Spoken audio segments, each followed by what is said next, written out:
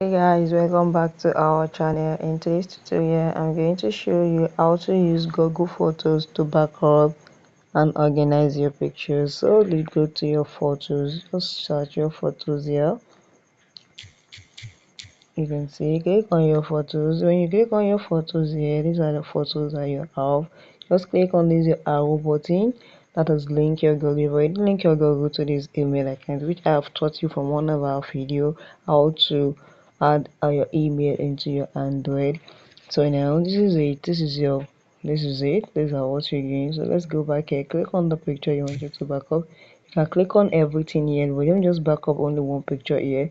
You can see and click on this menu button. This is it now. Go back up, click on it and click on wallfire here. You can see you click on it here and you click on your picture. Click on the picture, select, just click on select here, select one picture here, and this arrow button here, you can see this arrow button by the left after the deleted.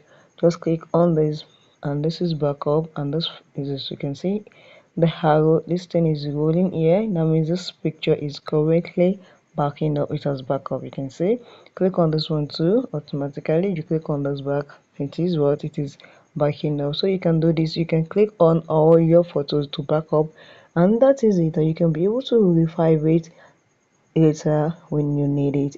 Everything you back up will be inside your Google account for easy access. Even if you lost your phone and you deleted it unintentionally, you'll be able to back everything up once you have another phone and you wanted to back it up in any time. So if you found this video helpful, click the like button, share and comment.